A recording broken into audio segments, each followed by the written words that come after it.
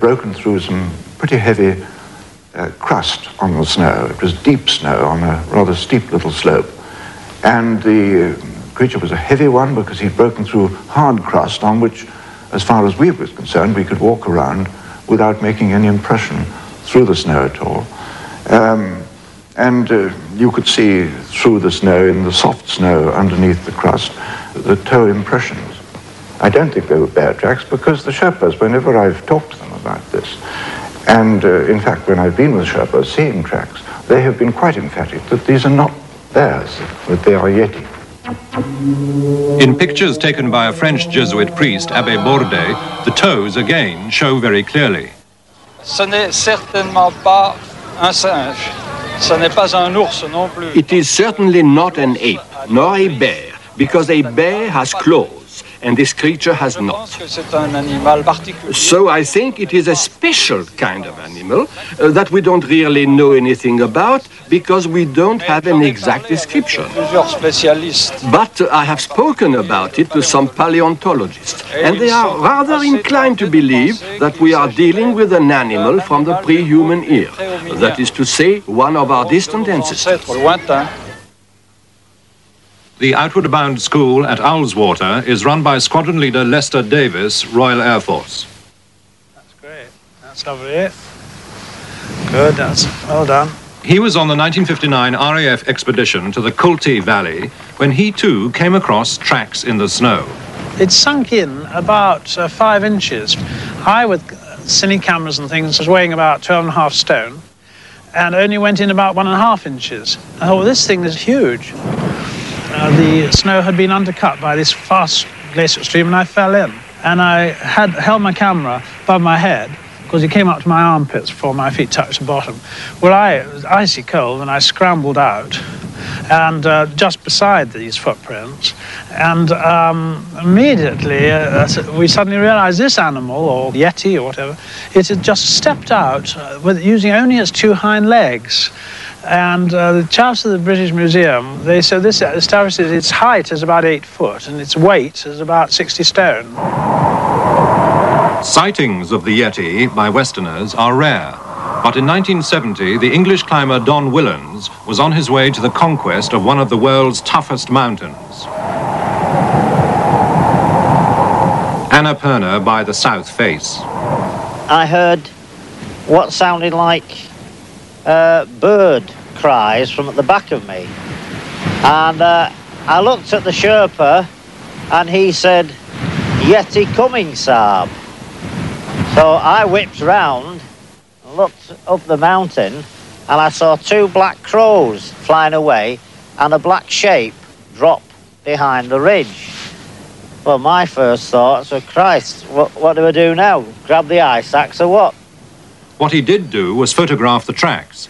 Next night it reappeared and he was watching it again. And then quite suddenly it was almost as if it realised that it was being watched, so to speak. Quite suddenly it shot across the whole slope of the mountain. It must have travelled half a mile in a diagonal line downwards, and it was obviously heading towards a rocky cliff or some rocky outcrop there, and it disappeared into the shadow by the rocks, and that was the last I actually ever saw of it. So how strong is the evidence? It is not beyond the bounds of possibility that a creature like the Yeti does exist in some remote parts of the world. I personally now stick my neck out and say I'm a firm believer in the Yeti. I think it's a very strong case to answer. Having eliminated bears in my own mind, I can find no other explanation but that there is an unidentified creature still to be discovered.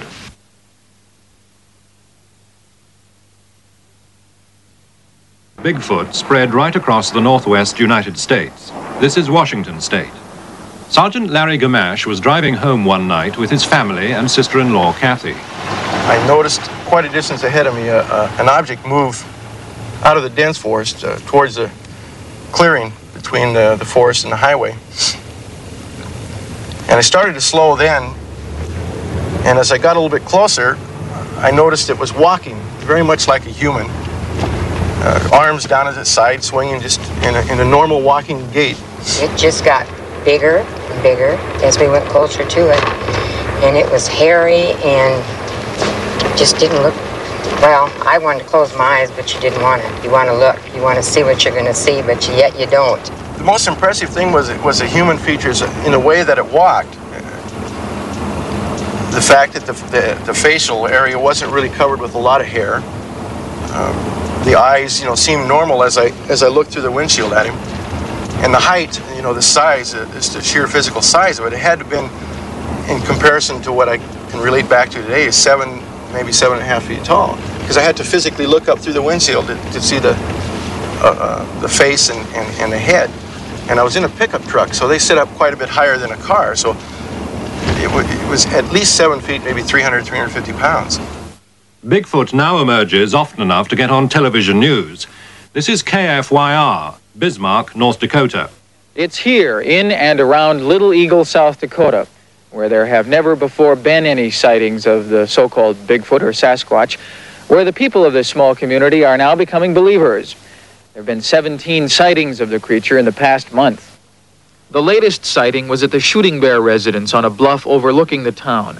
Last Tuesday night, Hannah Shooting Bear saw the creature from her house while it was looking in the window of her daughter's trailer about 30 yards away. Elderly Hannah was the only one to see the creature, but her son-in-law is reported to have fired several rifle shots into the air after it had moved off. What do you think they ought to do about him around here? Kill him. He might hurt somebody. Despite that recommendation, the Bigfoot hunters want to keep him alive. Their plan is to lure him into an area where they can either take his picture or shoot him with a tranquilizer. They believe in the notion suggested by an outsider that Bigfoot is attracted to menstruating women. This bait consisted of some used feminine articles. Dennis Newman reporting from Little Eagle, South Dakota. Across the mountains on the Pacific coast in Washington state, veteran hunter and Rockingham County police officer Kenny Cooper was driving along this road when he heard a weird noise. I was coming down north on this road here, and I heard some noise screaming back in here. And all the time I was going along, he was screaming. And everybody in Whatcom County could hear it because I did have the police mic outside. So they were